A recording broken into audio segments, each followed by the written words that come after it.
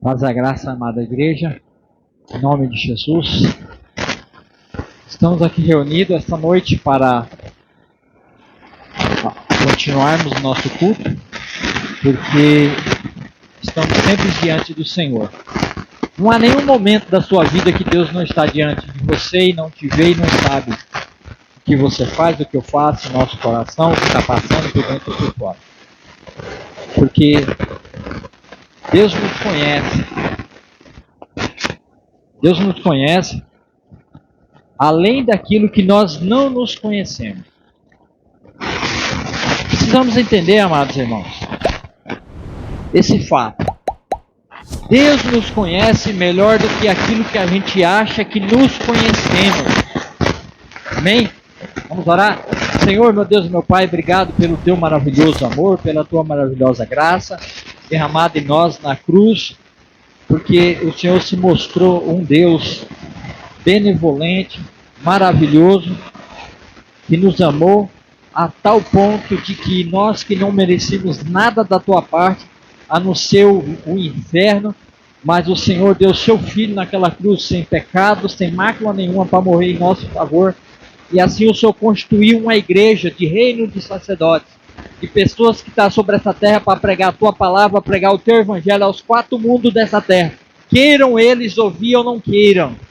E por isso, Senhor, muitas vezes nós sofremos ataque da nossa própria carne, sofremos ataque do mundo, sofremos ataque dentro da família, sofremos ataque das pressões, das condições psicológicas de nós mesmos, Senhor, de nossas próprias ações, de nossos próprios desejos, daquilo que nós ansiamos, daquilo que nós desejamos fazer ou deixar de fazer, como nós queremos que os nossos parentes, nossos filhos, todos aqueles que estão à nossa volta, seja de acordo com aquilo que nós desejamos e nós queremos.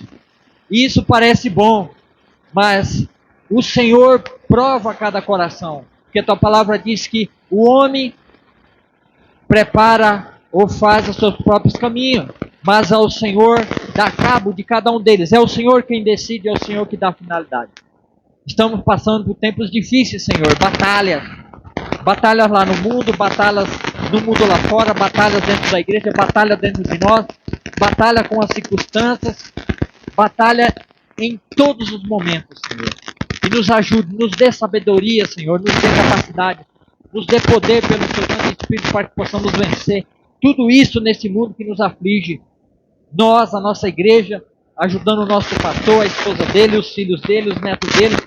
Em nome do Senhor Jesus, Senhor, traga cura à sua igreja, traga cura espiritual ao seu povo, Senhor. Nos ajude, Senhor, a ler o mundo e a entender o mundo, qual é o propósito dele em relação a nós, Senhor, porque estamos sendo atingidos por algo que não estamos vendo. E a tua igreja está enfrentando batalhas hoje, Senhor, o qual ela não está conseguindo enxergar. E muitas vezes isso é por nossa culpa, é por nossa falha de não amá-lo corretamente, de não amar a sua palavra, de não buscá-lo corretamente. Nos ajude, Senhor. E primeiro nos perdoa, Senhor, porque somos pecadores miseráveis. Nós, como igreja, confessamos que erramos e continuamos a errar, Senhor. Então nos ajuda esclarecendo aquilo que precisa ser esclarecido. Em nome do Senhor Jesus, abra o entendimento da tua igreja hoje. Amém.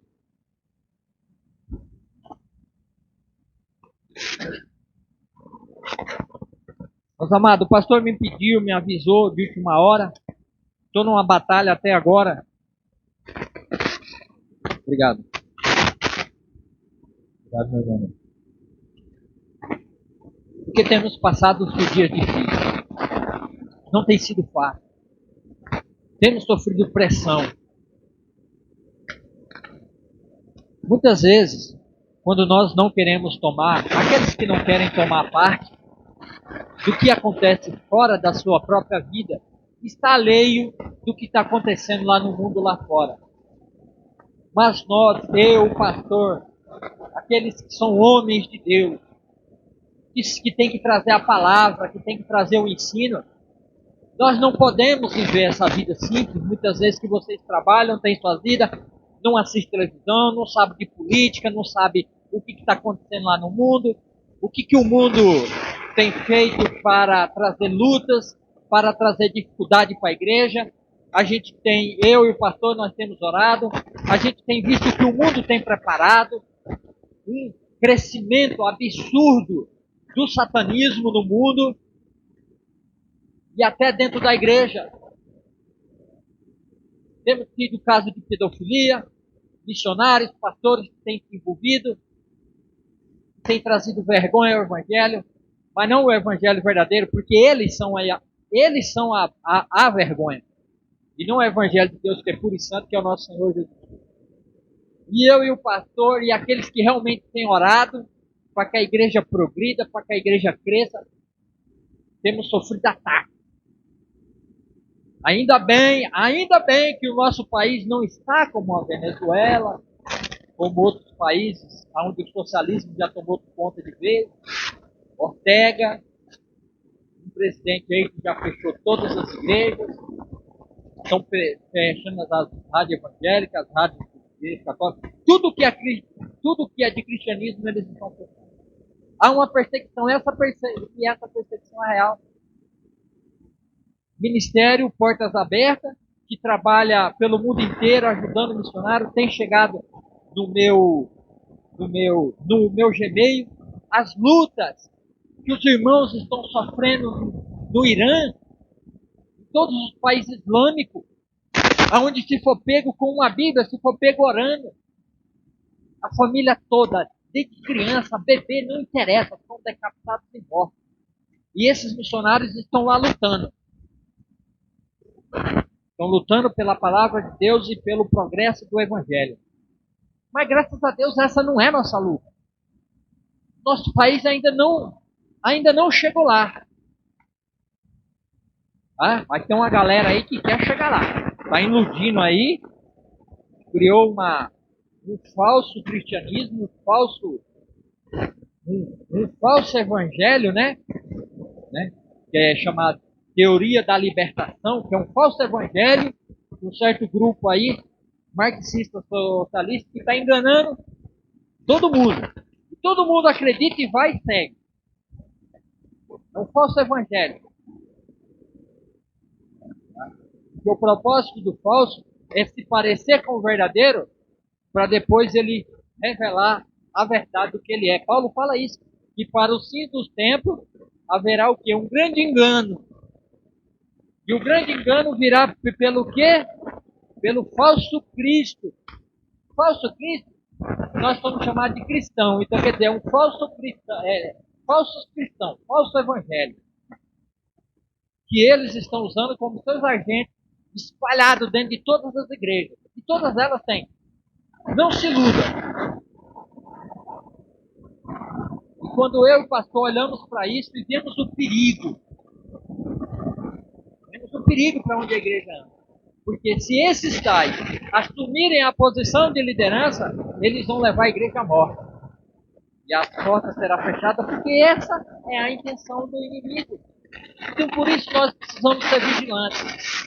Só que esses problemas, para quem luta, para quem busca, para quem estuda, que nem eu e o pastor, às vezes nos aflige.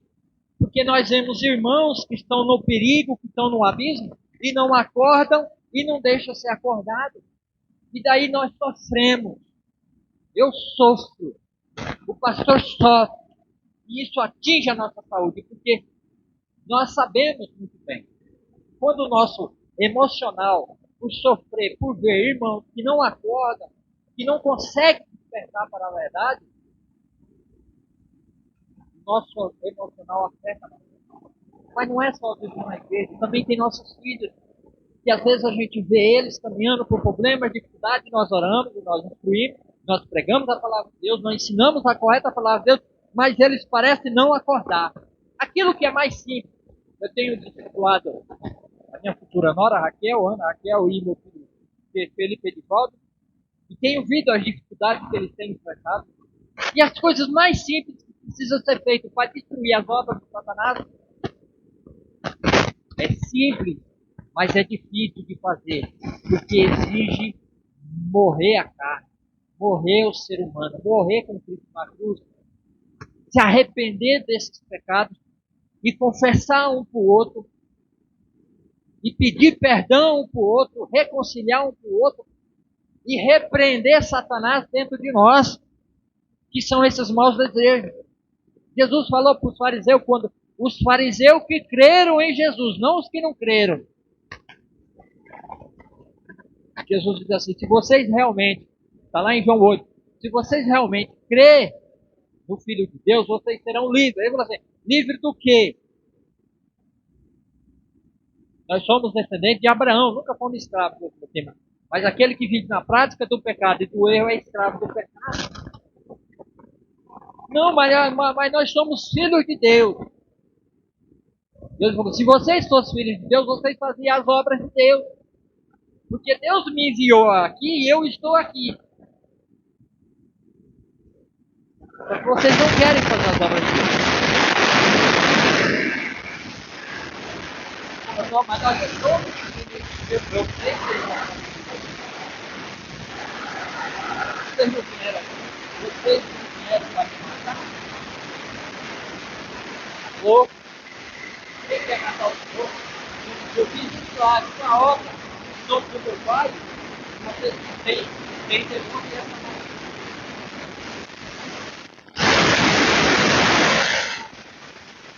Vós sois filho do diabo, que é o vosso pai. E desde o princípio nunca se firmou na verdade, sempre foi homicida. Porque quando ele mente do que lhe é próprio. Porque ele foi mentiroso desde o início. E não ele foi início? Gênesis 3, o que ele disse para a mulher? Não é assim que Deus disse? Não comereis de toda a fruta. A mulher disse: não, a gente pode comer toda essa fruta. Menos da fruta do conhecimento do bem e do mal. Aí Satanás mente de novo. Não, vocês não morrerão, vocês serão como Deus. Colocou uma ilusão na cabeça da mulher e ela creu. E comeu e morreu. O pecado da incredulidade. Ele é mentiroso, ele mente desde o início. Quem anda na mentira e quem participa da mentira e está junto com a mentira é tanto filho do diabo quanto ele. Porque quem vive na prática da mentira, quem vive na prática da ilusão, na sua própria vida. Aquilo que Satanás fez o homem ser participante está dentro dele e ainda não morreu, mesmo dentro da igreja e mesmo sendo cristão. Ainda é filho do diabo porque participa das obras do diabo por filiação. Não que você nasceu, mas porque você está junto com ele e faz parte dessa obra.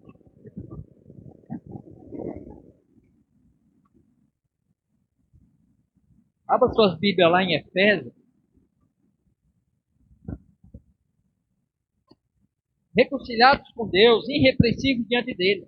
Precisamos buscar esse sentido.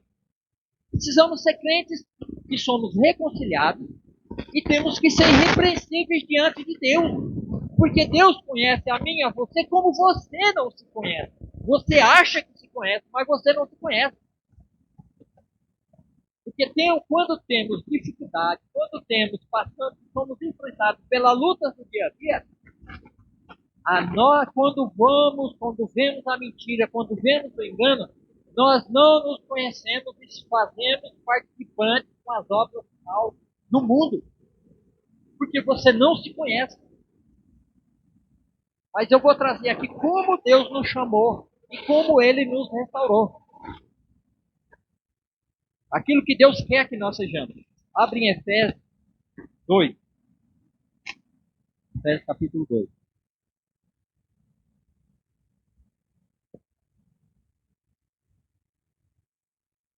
Partido 1. Ele vos deu vida, estando vós mortos em vossos delitos e pecados. Está vendo aqui como você não se conhece? Ele conhece você. Mas você achava que estava vivo. Nos quais andaste outrora, segundo o curso desse mundo, segundo o príncipe da potestade do ar, segundo o príncipe, segundo a vontade do Satanás. Do espírito que agora atua, já está atuando e atua até hoje. Dos filhos da desobediência, entre os quais também todos nós andávamos outrora, segundo as inclinações da nossa carne, fazendo a vontade da carne e dos pensamentos. E éramos, por natureza, filhos da ira. Está vendo aqui? Não era filhos de Deus, era filhos da ira, porque Satanás é filho da ira de Deus. E Deus vai manifestar sua ira catando Satanás no final do grande trono branco, será a última rebelião no final do milênio, e vai lançar ele no lago de fogo. E quem manifesta que Satanás está junto com ele nessas obras, vai junto com ele também, porque é filho dele por filiação. Como também os demais. Mas Deus, sendo rico em misericórdia, por causa do grande amor com que nos amou. João 3,16. Vocês sabem de cabeça? Porque Deus amou o mundo de tal maneira que deu seu único filho, para que todo aquele que nele crê não pereça, mas tenha a vida eterna. Porque Deus não mandou seu filho ao mundo para que condenasse o mundo, mas porque o mundo fosse salvo por intermédio dele. Mas Deus, sendo rico em misericórdia, por grande amor com que nos amou. Já li, é o 5. E estando nós mortos em nossos delitos, nos deu vida juntamente com Cristo. Pela graça sois salvo. Graça, lembre-se, quando eu aprendi o que é o significado da palavra graça, nunca mais saiu da minha cabeça. A palavra graça no grego significa favor imerecido. Alguém fez um favor que eu não merecia, me deu de graça, o dom, aquilo que eu não tinha como ter, por mim mesmo, por meu mérito. Graça, favor imerecido. Pela graça sois salvos. 6. E juntamente com ele nos ressuscitou. Nos ressuscitou e nos fez assentados nos lugares celestiais em Cristo Jesus. E juntamente com ele nos ressuscitou. Quer dizer, um novo nascimento. O Nicodemos foi ter com Jesus. João Evangelho 3, vocês já ouviram falar? Já ouviram a história? Jesus disse, Nicodemos, em verdade te digo, aquele que não nascer do Espírito e da água não pode ver o reino de Deus. Nicodemos falou, Senhor, mas como posso? Posso eu voltar no ventre da minha mãe e tornar a nascer segunda vez? Jesus falou, não, Nicodemos, porque aquilo que é nascido da carne, aquele que é nascido filho do Satanás, é filho do Satanás e vive as obras de Satanás. Mas aquele que é nascido do Espírito pratica as obras, tem vida no Espírito, tem uma nova vida, nasce de novo. É isso que Paulo está falando aqui, ó. Fomos ressuscitados com ele. Temos nova vida para mostrar nos séculos vindouros a suprema riqueza da sua graça, em bondade para conosco, em Cristo Jesus. O que ele quer dizer com isso? Para mostrar nos séculos vindouros, no milênio, onde não existirá igreja, porque a igreja, ela é uma mordomia, ela é o tempo, ela é algo que Deus criou, preparou antes da fundação do mundo, fez um livro que é chamado em Apocalipse 13:8, o livro do Cordeiro, onde o nome de todos os cristãos, a partir de Cristo, até na entrada do milênio, nós somos a igreja, nós somos um povo separado, redimido, lavado. Pedro vai falar nisso, 1 Pedro 2:9. Vós sois raça eleita, sacerdócio real, nação santa, a fim de proclamar a virtude daquele que vos chamou das trevas para a sua maravilhosa luz. Para que o que ele está dizendo aqui, né? Para mostrar nos séculos vindouros a suprema riqueza da sua graça. Como no milênio, Jesus vai estar em Jerusalém, sentado no trono, reinando. E o jardim do Éden será restaurado na terra, e ali as pessoas viverão.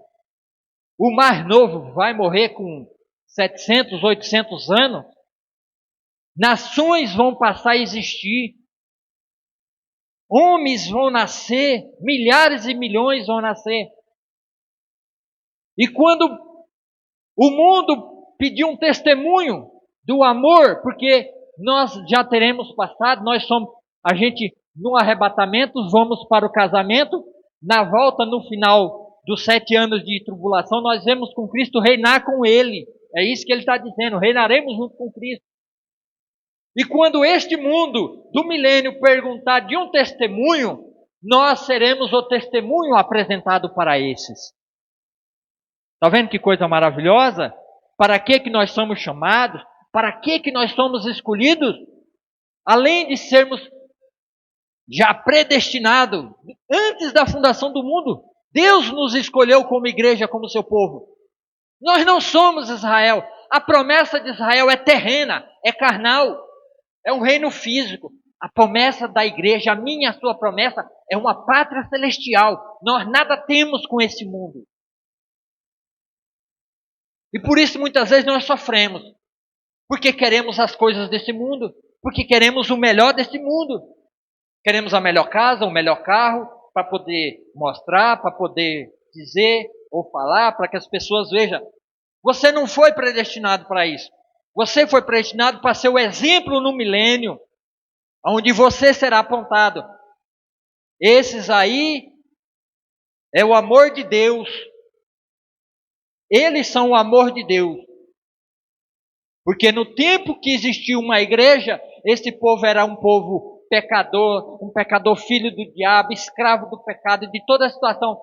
E Deus os amou e os resgatou das trevas. E nós seremos apontados como exemplos nos séculos vindouros da sua bondade, ó. Porque pela graça sois salvos, ó, pela graça. De novo, favor imerecido. Você não merecia ser salvo. Mediante a fé. Mas é exclusivamente pela fé. Não é por obra sua. Isto não vem de vós. É dom de Deus. Está vendo? Ó, dom de Deus. É aquilo que você tem inerente do merecimento.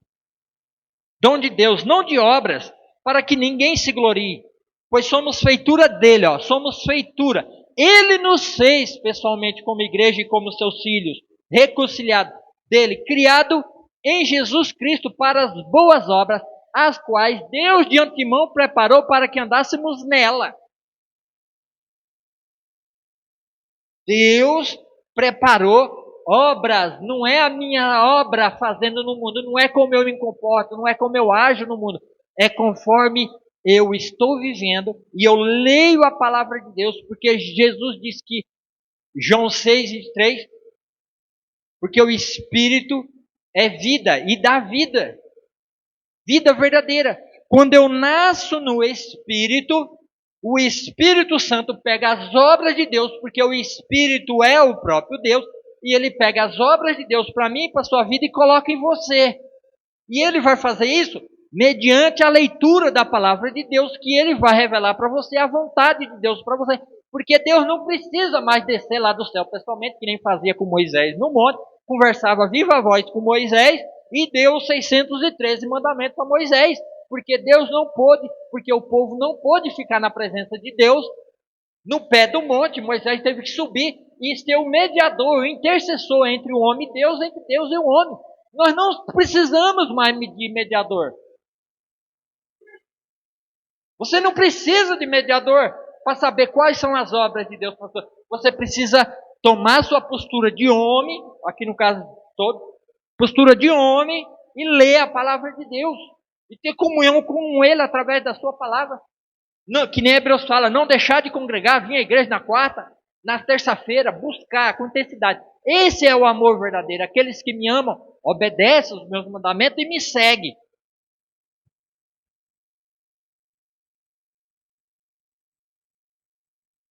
Agora nós vamos ver um pouquinho o que Paulo fala a respeito. Em Colossenses 2. Aqui nós vamos falar. Nós vamos falar de lutas. E depois de falar como Deus nos salvou, como Deus nos chama, e de ter enfatizado isso, o interesse de Paulo pelos Colossenses. Colossenses 2:1. Gostaria, pois, que soubesse, com grande luta tenho mantido por vós. Com grande luta o pastor tem mantido por todos nós. Eu na escola bíblica. Quando eu vou trazer aqui para vocês de Gênesis, eu luto, eu me dedico. Eu estou numa série que estou postando no Facebook, por causa de vocês, por causa da sexta-feira, eu quero absorver no máximo o conhecimento que o Espírito possa me dar. Eu já estou no 11 vídeo, falando, buscando em Deus, buscando os textos, fazendo vídeo, colocando. Para quê? Para que eu passe 40 minutos aqui, ou às vezes 1 hora, e possa passar um conteúdo de uma forma correta, compreensível, para o bom crescimento de cada um de vocês. Ele fala pelas lutas, por vós, pelos laodicenses, e por quantos não me viram face a face, para que o coração deles seja confortado e vinculado juntamente com o amor, em amor, e eles tenham toda a riqueza forte, a riqueza da forte convicção, do entendimento, para que compreendam plenamente o mistério de Deus, Cristo, em quem todos os tesouros da sabedoria e do conhecimento estão ocultos. Assim digo, para que ninguém vos engane com raciocínios falazes, né, ou falsos, ou mentirosos, pois, embora ausente quanto ao corpo, contudo em espírito, eu estou convosco, alegrando-me e verificando a vossa boa ordem e a firmeza da vossa fé em Cristo. Verso 3. Em quem todos os tesouros, em quem todos os tesouros da sabedoria e do conhecimento estão. Quer sabedoria? Aonde está a sabedoria? Está em Cristo. Quarta-feira a gente teve uma ótima reunião aqui, eu chamei a atenção isso. Qual é o desejo do teu coração? O que é que você deseja? Você na sua casa, você tem desejo ardente por Deus? Você às vezes quando está louvando, você esquece marido ou esquece esposa, filho e tudo mais, e você tem aquele pleno desejo de que está na presença do Senhor e querer estar com Ele, se desgarrar dessa carne amaldiçoada, que nem Paulo fala, que me livrará do corpo dessa morte, que é esse corpo mortal, que nos prende, que nos causa doença, dor, sofrimento neste mundo. Quem tem? E eu muitas vezes tenho esse desejo intenso. Falo, Senhor, venha sobre nós, venha nos levar e nos resgatar como sua herança que o Senhor já nos comprou e nos lavou pelo seu próprio sangue. Um povo separado de todos os povos para ser exemplo no século vindouro. Aonde está a sabedoria? Em Cristo. Ele é o centro, a ciência da matemática, da geografia, da biologia, da química, de tudo que você possa imaginar de sabedoria, de conhecimento, Ele é. Ele tem tudo isso. Está disponível. Verso 8. Cuidado que ninguém vos venha enredar com sua filosofia, conhecimento humano, e vãs sutilezas conforme a tradição dos homens, conforme os rudimentos do mundo, e não segundo Cristo. Porque quanto nele habita corporalmente toda a plenitude da divindade que é Deus, tá? Também neles estáis aperfeiçoado. Ele é o cabeça de todo o principado e potestade. Nele também fosse circuncidado, não por intermédio de mãos humanas, mas pelo despojamento do corpo da carne, que é a circuncisão de Cristo, tendo sido sepultados juntamente com ele no batismo, no qual igualmente fosses ressuscitados mediante a fé no poder de Deus que o ressuscitou dentre os mortos. Olha que palavra maravilhosa, meus irmãos. Nós somos sepultados. Aquele homem que eu acabei de dizer, que eu chamei a atenção, aquele homem pecador, aquele homem que segue o quê? Cuidado com o rudimento, cuidado com as filosofias do mundo que querem nos ensinar como viver. Os governos estão aí controlando os materiais de escola. Já peguei absurdo. Ideologia de gênero nos livros do meu filho. Fui lá na escola e combati. Falei, esse lixo meu filho não vai estudar.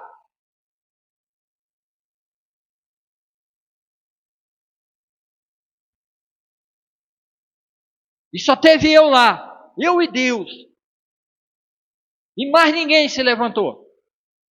Aliás, a professora de sociologia, qual é a matéria, já achou um absurdo. Já chegou me julgando e me condenando, achando que eu ia falar de homem que vira mulher e vice-versa. Eu não vim falar nada disso. Eu só falei que essa matéria, ideologia de gênero, meu filho não vai estudar e pronto, acabou.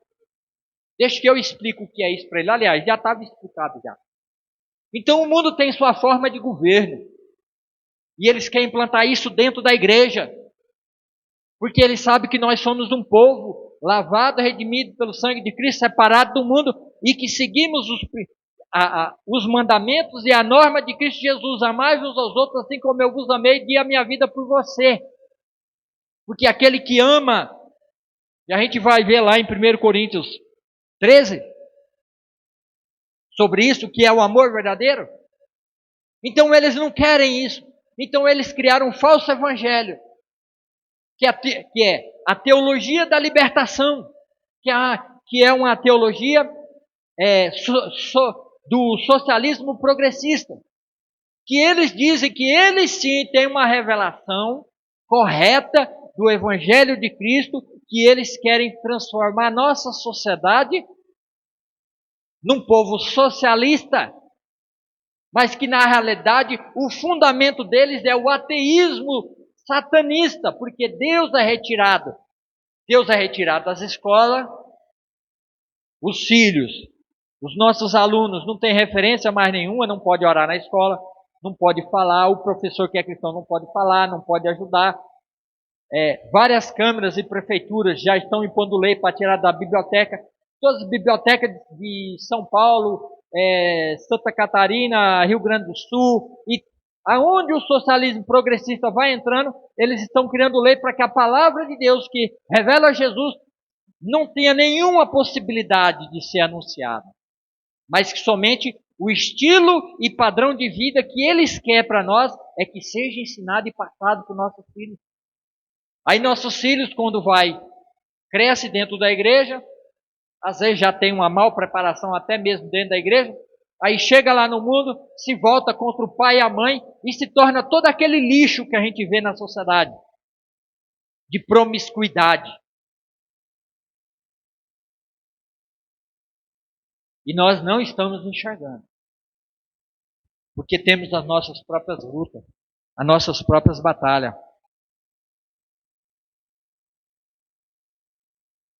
Porquanto nele habita corporalmente toda a plenitude da divindade. Também neles estáis aperfeiçoado, verso 10, Colossenses 2,10. Estáis aperfeiçoado. Você está aperfeiçoado? Você consegue identificar? Você consegue identificar, começando por você, pela sua própria luta, o que você está passando na sua casa? Por que seu filho está assim? Por que sua filha está assim? Por que você está sofrendo? O que você pode fazer? Ou o que você vai fazer? Onde é que você vai buscar? Você tem onde buscar socorro? Você tem onde buscar ajuda? Você tem vindo a mim, que sou professor de escola dominical? Você tem vindo ao pastor? Você tem buscado um outro discipulador para você se abrir, conversar, falar? Alguém que você confia? Alguém que você realmente vê nele? Ali, por aquele momento, ele está bem, porque tem momento que eu vou estar bem, o outro irmão vai estar bem. Então procura esses irmãos para te ajudar na sua vida. Não procura o mundo, não vai primeiro atrás do psiquiatra, do psicólogo, do psicanalista, você entrar num divã e falar toda a tua vida para alguém que vai dizer, olha, você está sofrendo assim porque você está reprimindo as suas vontades. Vá lá e faça tudo o que você quer. Assim você vai parar de sofrer. Porque é assim que eles ensinam. Eu estava fazendo um curso de aconselhamento, o irmão americano falou que uma mulher foi conversar com ele, falou, pastor, estou passando por um problema com a minha filha em casa. Eu saio com os namorados, porque já não estou mais com meu marido, e minha filha acha isso vergonhoso, e ela não quer que eu tenha relações com homem fora do casamento, ela quer que eu case, e eu estou tendo briga e atrito. E ele falou assim, o que você fez? Eu fui no psicólogo, eu fui buscar no mundo a filosofia do mundo. E o que ele disse para você, meu irmão? Ele disse que eu estou assim brigando com a minha filha porque eu estou sofrendo de uma ansiedade, de um desejo carnal que eu preciso me satisfazer, e esse desejo é correto, e que eu estou certa em satisfazer o meu desejo, e que para mim parar de sofrer, eu tenho que isolar minha filha, isolar a moralidade que a palavra de Deus ensina e pede, e eu devo me entregar loucamente nesse amor. É esse a filosofia do mundo. Na escola, nossos filhos não podem ouvir um professor. Ele não pode procurar a Lânia para pedir para ela um bom conselho. Não pode, a Lânia não pode. A Lânia é cristã, não pode. Agora, tudo que não presta dos professores de sociologia, que acreditam todo esse lixo aí pode. Aí vai lá, pede conselho, o que eu devo fazer, eu deixar. Aí tem todo o apadrinhamento. E não é proibido, não tem lei, tá? Pode, tranquilo. Agora, procurar os cristãos, de forma nenhuma. E nós? E o povo de Deus? A gente vem para a igreja no domingo, vamos para nossas casas. Às vezes na quarta-feira, quando vem, ou na sexta-feira também, quando vem, e estamos lá vivendo no mundo. Como se vivêssemos uma vida alheia. Vemos na igreja, muitas vezes, a gente vem na igreja só por desencargo de consciência, só para dizer que não está fora. Não precisa, nós não precisamos. Eu e o pastor, a esposa do pastor e todos que estão aqui, todos aqueles que mantêm aqui, nós não precisamos que ninguém venha aqui para dizer que é cristão, não. As suas obras, o seu procedimento, como você anda, a gente está vendo. Não adianta fingimento. Ninguém aqui é cego espiritualmente. Por que você acha que o pastor sofre? Por que você acha que ele está sofrendo? Por que você acha que ele sente dor? Tem orado pelo pastor? Lá em casa, os meus filhos mesmo sabem. Eu vou orar pelo almoço, abençoe o pastor, abençoe a esposa do pastor, abençoe o filho dele, cuida, proteja Miguel, que eu conheço pessoalmente, guarda. Vou comer no serviço, Senhor, lembra do pastor, guarda ele, proteja ele. A esposa dele, os filhos dele, está lá em São Paulo, está correndo o risco de levar uma bala, ele fica angustiado, porque vai ter que se pôr diante de um protesto que não sabe o que vem do meio do protesto. Tem orado pelo seu pastor? Para que ele esteja bem espiritualmente, para que venha trazer a palavra para nós? Porque Paulo aqui diz que ele sofre.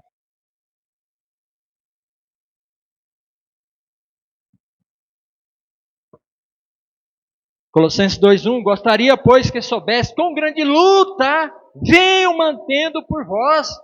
Não é luta física. Ele não vai lutar no seu serviço por você, com as pessoas que você está lá lutando. Mas o inimigo que te ataca no serviço quer atacar ele, porque ele é o guarda-chuva que protege a sua vida dos ataques do maligno contra você, para você ficar desguarnecido. Você entende isso, igreja?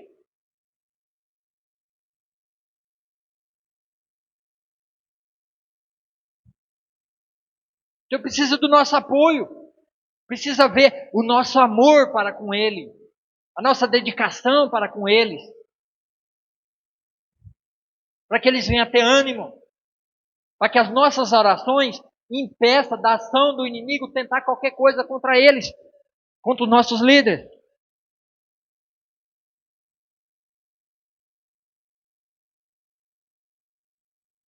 Agora abram 1 Coríntios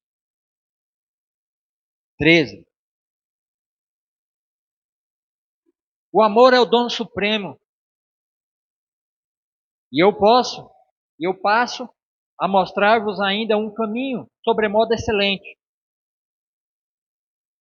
Ainda que eu falasse a língua dos homens e dos anjos, se não tivesse amor, seria como bronze que soa, ou como um símbolo que retine. Ainda que eu tenha o dom de profecia, ou o dom de profetizar, e que conheça todos os mistérios e toda a ciência, ainda que eu tenha tamanha fé, a ponto de transportar os montes, e se não tiver amor, nada serei. Ainda que eu distribua todos os meus bens entre os pobres, e ainda que eu entregue o meu próprio corpo para ser queimado, se não tiver amor, nada disso me aproveitará. Agora ele vai falar daqueles que andam no amor. A primeira parte ele fala: eu posso ter tudo nessa vida, mas se eu não tiver amor, e o amor aqui é o amor HP, não é o amor filéu e nem o amor eros. Vocês sabem o que amor é? Ágape, filéu, eros. Já aprenderam sobre isso? Amor ágape é o amor de Deus, no grego. Amor filéu, amor da amizade. E amor eros, que é o amor de relacionamento marido e mulher. Amor filéu, eu te amo enquanto você me ama. Amor eros, o amor do relacionamento marido e mulher. Amor ágape, o amor supremo. Assim como Cristo nos amou, nós devemos amar. Agora ele vai trazer uma lista e você se coloque nessa lista. Será que temos tido esse amor para com os nossos irmãos e para com os nossos líderes, nossos pastores? Será que temos sido pacientes? 1 Coríntios 13:4. O amor é paciente. Temos tido paciência com o pastor, com a liderança, uns com os outros, em casa também, com o marido, com a esposa, com o namorado, com a noiva. E benigno. O amor é paciente e benigno. O amor não arde em ciúmes. Não se ufana. Não se ensoberbece. Não se conduz inconvenientemente. Não procura os seus interesses. Não se exaspera. Não se ressente do mal, perdoa quando o outro faz o mal. Não se alegra com a injustiça, se alegar com a queda do outro, ou com a miséria, ou com o pecado do outro, mas regozija-se com a verdade. Tudo sofre, tudo crê, tudo espera, tudo suporta. O amor jamais acaba, mas havendo profecias desaparecerão, havendo línguas cessarão, havendo ciência passará. Porque em parte conhecemos e em parte profetizamos. Quando, porém, vier o que é perfeito, então o que é parte será aniquilado. Quando eu era menino, falava como menino, sentia como menino, pensava como menino. Quando cheguei a ser homem, o adulto no caso, desisti das coisas próprias de menino. Porque agora vemos como em espelho, obscuradamente. Então veremos face a face. Agora conhecemos em parte. Então conhecerei como também sou conhecido. Agora, pois, permanece a fé, a esperança e o amor. Estes três, porém, o maior é o amor. Eu vou falar de uma última coisa aqui. Pega esse pedacinho aqui, ó. Que esse é o cerne dessa fala de Paulo. Agora conheço em parte. Então conhecerei como também sou conhecido. Em uma outra tradução, como diz aqui, e também serei conhecido como Deus me conhece. Serei conhecido como sou conhecido. Você se conhece? Quem aqui acha que se conhece?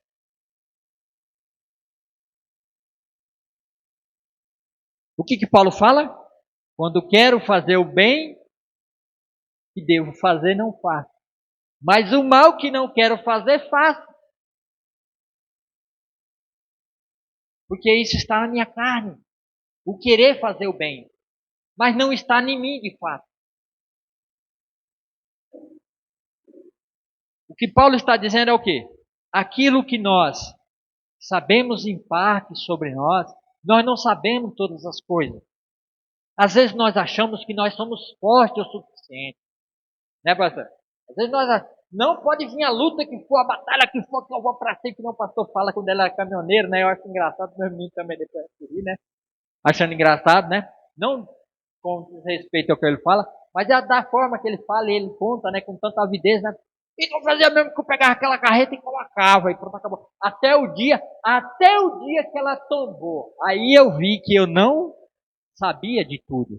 Eu achava, e o pastor da eu achava que eu tinha o controle, mas eu descobri que eu não tinha, eu não conhecia todas as coisas. Por quê? Porque ele entendeu que havia forças da gravidade, o qual ele não sabia que estava naquela situação, e ele forçou e foi além, e aí o que é de fato foi revelado. E ó, tombou. Então o maior perigo nosso é achar que sabemos o suficiente para tomar conta das nossas próprias vidas. É achar que os problemas com os filhos vão vir e nós vamos tomar de conta. É achar que eu vou continuar nessa minha vida, nessa labuta, aí muitas vezes lutando conosco mesmo, problemas, dificuldade vindo, e achando que vamos conseguir superar, né, que vamos conseguir passar por esse momento. Às vezes é relacionamento com o esposo, relacionamento com a esposa, um problema de saúde que às vezes às vezes a gente já vai envelhecendo, e algumas proteínas, carboidratos, algumas vitaminas vai faltando, e nós não sabemos que está faltando, e a falta dessas proteínas, alguns órgãos diminuem, e começa a faltar no nosso inimigo, no nosso organismo, e a gente acha que está sabendo, mas na realidade não estamos sabendo. Mas Deus sabe. Porque Ele nos conhece por dentro e por fora. Tudo em nós Ele conhece. Deus conhece você por dentro, por fora, seu rim, como está seu rim. O que está passando no seu rim agora, o que está passando na sua bexiga, no seu fígado. Tudo Ele conhece, tudinho em você. O seu filho, o que ele está fazendo, o que ele está deixando de fazer. Você acha que você conhece seu filho? Você não conhece seu filho, você não conhece seu marido. Você não conhece nem a si mesmo. Você nem sabe o que está acontecendo no seu sistema imunológico. Você pode sair ali fora e tá aí. Uma jornalista, eu vi essa hoje, 25 anos. Ela estava bem. De repente ela sofreu um mal súbito, partiu. Aí eu me conheço. Dr. Mazin, médico de coração, cardiologista, um dos melhores Serra Talhada. Teve um problema de câncer, partiu. Nós não nos conhecemos. Senhor Jesus, lá no 1 João diz assim: se nós não confessarmos que somos pecadores, se nós não admitirmos, nós mentimos para nós mesmos e mentimos para Deus, porque Deus me conhece, todas as ações. Deus me conhece por dentro e por fora. Deus conhece as pessoas. Antes que eu pensar, antes que você pense, Ele sabe. Então, por isso, o amadurecimento nosso é o quê? É buscar sabedoria em Cristo para nós entendermos como Ele nos entende e não como eu acho que eu me entendo. Conforme eu vou lendo a palavra de Deus e eu vou insistir nisso, quanto mais eu leio a Bíblia, quanto mais eu estudo sobre Jesus, quanto mais eu me dedico a Jesus, quanto mais eu procuro ler as palavras que Ele disse, o seu sentido lá no original, buscar entender o que Ele está dizendo, ouvir a voz dEle através da Bíblia, e conhecê-lo, porque cada vez mais que eu o conheço, o Espírito Santo vai me revelando quem sou eu de fato. E Ele vai trabalhar na minha e na sua vida por nós, que as obras dele feitas em Deus para nós. Entenderam? Nós não nos conhecemos. Então entregue todos os seus caminhos ao Senhor. Entregue a sua vida ao Senhor. Porque estamos vivendo tempos difíceis, batalhas e lutas difíceis. Doenças estão aparecendo em tudo quanto é canto. Devemos nos tomar posição. Os homens dessa igreja devem tomar uma posição para o nosso chamado como homem. E temos que aprender qual é a posição de homem que Deus nos deu lá no Jardim do Éden. Que foi o domínio sobre todas as coisas. Que é o precursor da palavra de Deus. Nós temos que nos levantar no meio dessa sociedade perversa e corrupta como homem. Amém? Eu vou encerrar por aqui, meus irmãos. Pastor, muito obrigado pela oportunidade mais uma vez. O senhor sabe que eu estou sempre preparado quando o senhor precisar. A hora e o momento que for. Amém? Peço, pastor, mesmo assim, mesmo dessa forma, no Espírito, porque o Espírito vive e está vivo para todo tempo. Pastor, ore por nós e pela igreja do qual Ele cuida. Graças a paz, amados, amém. Realmente eu não estou bem. E agradeço a Deus porque tem colocado o Diácono Alex, sempre que a gente precisa, ele tem nos socorrido, fazendo uma palavra de avivamento para a igreja, né? Vamos ficar de pé, amado, vamos orar. Lembrando que domingo nós estaremos em festa, né? Nossa igreja, ela completa 19 anos. E nós queremos prestar um culto muito bonito para o nosso Deus, um culto de gratidão, de louvor. Então convide um amigo, um parente, um vizinho, um familiar. Traga. Vamos nos colocar na presença de Deus com o coração alegre e alegrando o nosso Deus ainda com uma visita, principalmente aquele que não conhece a palavra, que não conhece o Evangelho.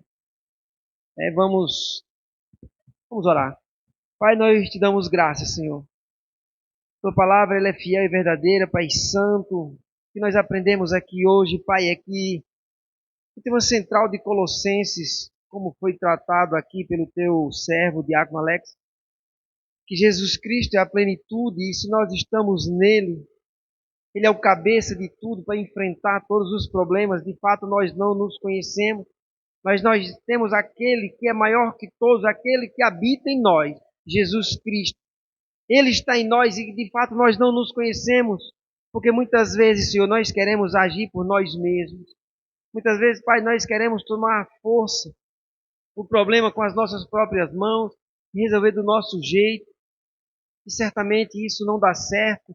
Dá certo quando estamos no mundo e vivemos lá para o mundo. Mas agora, como os cristãos que somos, Pai, a Tua palavra nos adverte hoje que nós temos aquele que é Cristo, é maior. Aquele que habita em mim e em você, igreja, é maior. Então, o nosso problema, nós devemos entregar a Ele, recorrer a Ele, no momento da angústia, da tribulação, da dor. Que o Senhor assim nos abençoe, Pai, com essa palavra. Continua abençoando o Teu servo, abençoa a Tua igreja, Pai. Nós oramos por aqueles que estão enfermos, que não puderam estar aqui hoje, Pai. Toma todos nas Tuas mãos. Agora nos leva em paz, Senhor Deus. Nos leva seguro para nossa casa. Nos dê uma semana abençoada na Tua presença. E já, Pai, os preparativos. Que essas mulheres venham ensaiar também bonito na quarta-feira para fazer e prestar um culto racional aqui no domingo. Em nome de Jesus, a igreja diz amém. Amém, amado. Vai assistir domingo ou hoje? Você que vai assistir esse culto amanhã, você que vai acessar, né, tem lá o link, né, o Diácono Alex sempre coloca. Se coloca com o coração aberto para ouvir a mensagem que realmente Deus quer falar e ainda compartilhe com alguém. Chame alguém. Eu sempre, quando vou ouvir a mensagem, mesmo eu pregando, eu gosto de ouvir, eu escuto cada minuto e volto muitas vezes até para ouvir, porque de fato Deus está falando. Então você que vai estar ouvindo, você também, espectador, compartilha, coloca lá, envia para o servo, envia para aquele que está distante um pouco da palavra também, para aquele que está depressivo, para aquele que precisa da ajuda espiritual. Nós temos Jesus Cristo, que é o nosso Rei. Sim, e domingo, aniversário da igreja. Venha, traga um visitante, será bem-vindo. Em nome de Jesus. Amém?